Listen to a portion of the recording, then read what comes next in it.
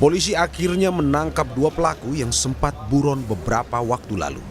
Dua pelaku yang ditangkap masing-masing berinisial MN dan DM. Keduanya tiba di Bandara Soekarno-Hatta sekitar pukul 19 waktu Indonesia Barat. Polisi menyebut keduanya memiliki peran berbeda. MN bertugas menyetorkan daftar situs web dan uang. Sementara DM berperan sebagai penampung uang hasil kejahatan dari bisnis judi online tersebut. Peran daripada MN ini adalah yang menyetorkan uang dan menyetorkan atau menyerahkan list website untuk dijaga websitenya supaya tidak diblokir.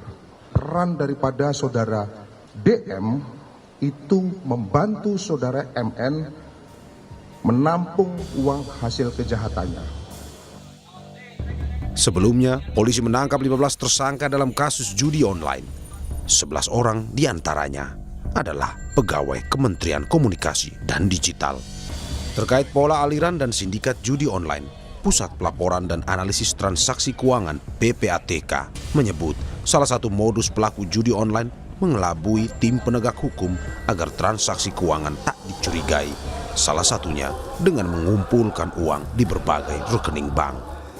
Itu sudah ada 174 triliun. Di semester 1 ini aja loh.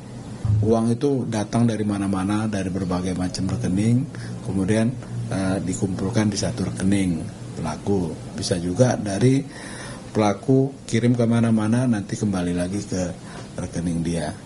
Jadi macam-macam, bisa juga terputus gitu ya. Publik pun berharap kasus judi online dapat diberantas hingga membuat pelaku hingga yang terlibat menjadi jera.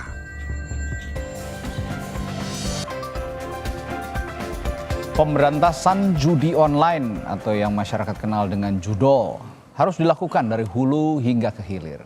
Situasi yang sangat ironis sebenarnya. Kementerian yang seharusnya menjadi garda terdepan dalam memerangi judi online justru diduga aktif melindungi ribuan situs haram itu.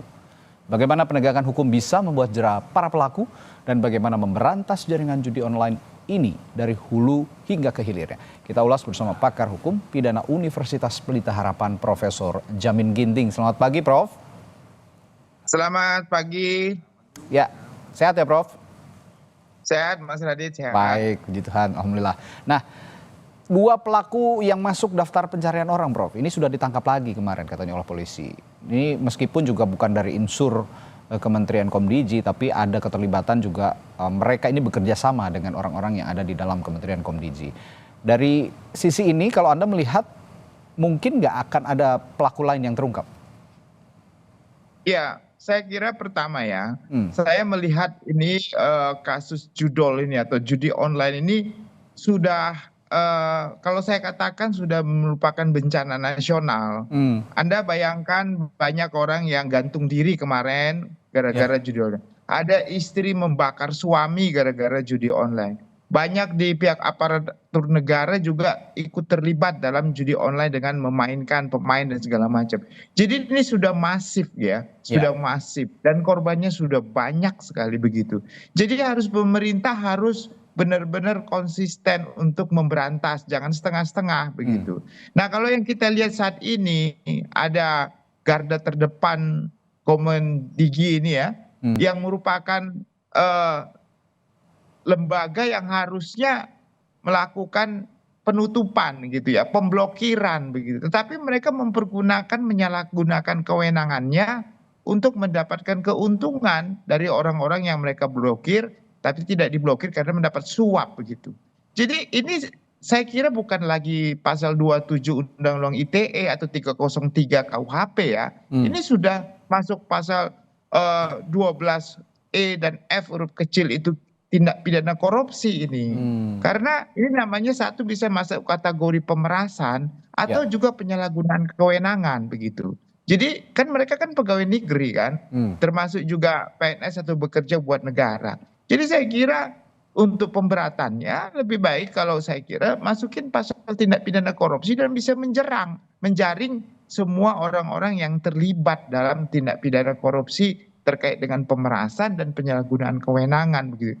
Oke. Dan tidak kemungkinan juga pimpinan-pimpinan di kementerian ini juga harus bertanggung jawab kan kalau memang ikut terlibat dalam tindak pidana ini begitu. Ya, Anda singgung soal orang-orang di kementerian juga kalau memang yang terlibat ya harus ditindak. Ini ada yang menarik sebenarnya ketika mantan Menkominfo, sebelum Komdiji kan namanya Kominfo ya.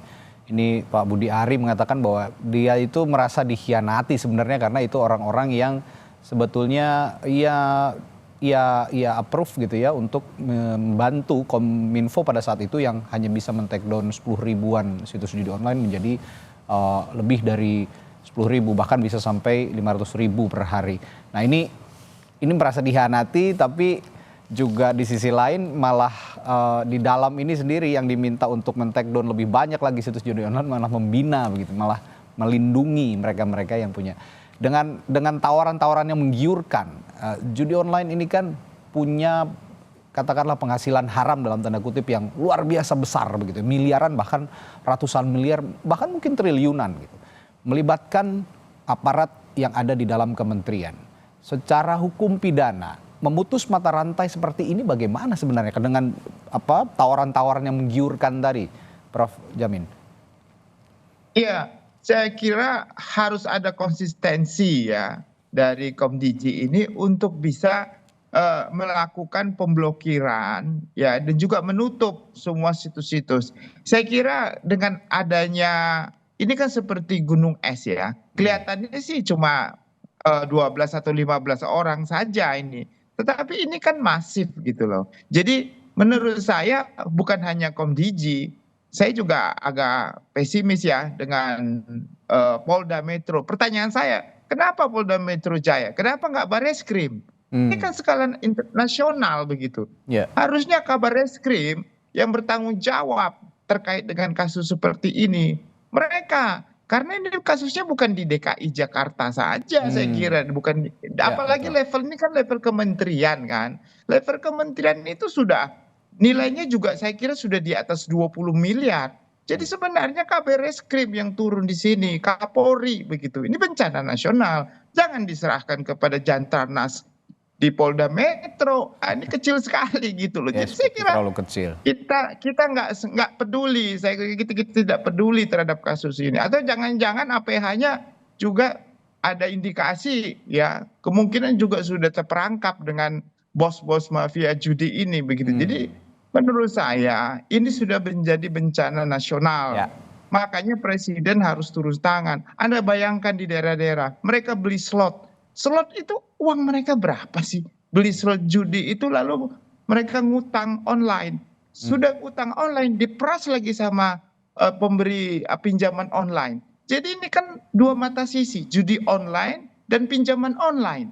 Nah, ini membuat negara kita, rakyat-rakyat miskin ini jadi malas dan terlilit utang, akhirnya mereka ya hancur lah begitu ya. Jadi ini lebih parah dari narkotika menurut saya ya. Lebih dari parah daripada narkoba begitu. Kalau narkoba kan merusak diri sendiri, ini juga merusak diri dia, keluarganya, dan ini sangat berbahaya. Jadi saya kira ini nggak bisa main-main. Menurut saran saya, kalau ini judi dibiarkan begini, ini akan masuk ke semua lapisan masyarakat ya. Bukan hanya orang miskin saya kira ya. Para pengusaha, kemarin juga kita dengar ada beberapa anggota dewan ya, baik di daerah, juga ada terkena juga main seperti ini begitu. Bahkan aparat kepolisian juga ada. Iya, nah makanya menurut saya harus ada presiden ini harus concern terhadap judi ini. Jangan dilindungi. Bos-bos judi itu jangan dilindungi. Kalau dilindungi ya sudah susah. Nggak ada, percuma level Polda Metro ini melakukan tindakan ini saya kira ya baik ya kita hargai ya sudah. Tetapi untuk menuntaskan tindak pidana perjudian ini harus Kabar Reskrim, Kapolri yang langsung turun tangan gitu.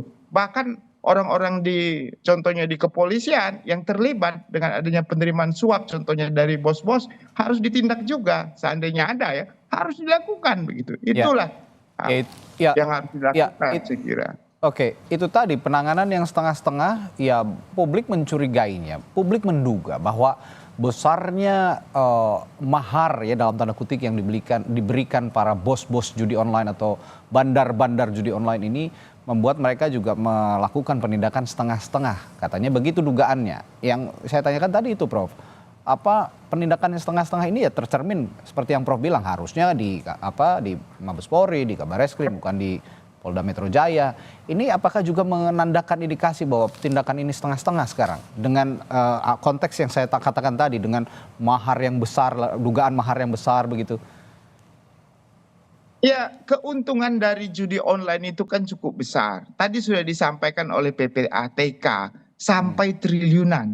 Anda bayangkan kalau sampai triliunan, dia mengeluarkan berapa duit aja untuk itu masih untung begitu ya. Iya, Jadi betul. saya kira dengan triliunan itu dia bisa melakukan apa aja. Ini kan jaringan ya, sama seperti jaringan korupsi, terorisme, TPPO ya begitu. Nah ini sudah extraordinary crime. Ada orang yang memberangkatkan, kita tahu ya, pengusaha judi online itu memberangkatkan para pekerja. Kita tahu ada yang ke Vietnam ya, ada yang ke Kamboja begitu. Ya. Itu ada kaitan dengan Menteri Ketenagakerjaan dalam pemberangkatan, ada terkait dengan imigrasi.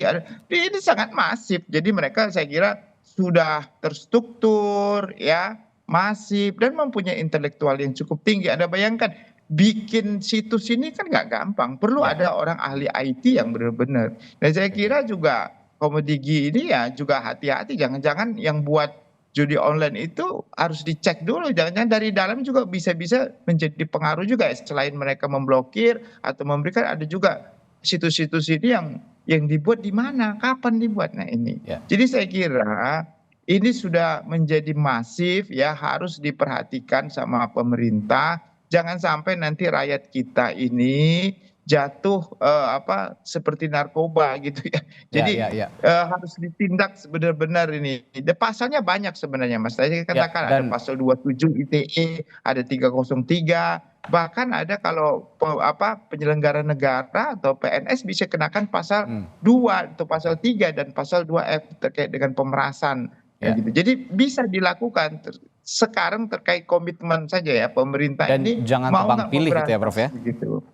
Ya, mau memberantas dan jangan mau menerima. Kalau sampai dia menerima dari bos-bos judi online, ya dia nggak bisa melakukan apa-apa. Dia cuma dia bilang, udah saya kasih suap contohnya, kamu nggak usah ganggu saya. Udah nggak diganggu, akhirnya apa? Berjalan. Nah jadi inilah yang saya sayangkan ya di negara yang sangat kita cintai ini. Ya kita harus concern lah terhadap ini begitu. Kalau tebang pilih ya yang terjadi nanti permisif lagi terhadap mereka-mereka yang sudah terlibat aksi judi online. Termasuk juga terakhir TikToker Sadbor ini dibandingkan dengan sejumlah public figure yang lain yang terlibat. Ini sepertinya kok malah dibebaskan begitu sekarang. Ya kalau memang konsisten ya semua begitu ya. Apalagi mereka seorang public figure atau influencer yang belakang ini juga disisipi oleh masifnya iklan-iklan atau promosi-promosi online. Jadi Mas ini terkait dengan integritas ya. Kalau orang nggak punya integritas, sementara bos judi online banyak uang, ya siapa saja nggak mau peduli pun tuh ya pasti terkenal lah ya, untuk menyebarkan judi online ini begitu Mas. Baik, terima kasih Profesor Jamin Ginting, ahli hukum pidana dari Universitas Pelita Harapan telah bergabung bersama kami di Sapa Indonesia Pagi hari ini. Sehat selalu Prof, sampai jumpa lagi Prof. Terima kasih. Terima kasih.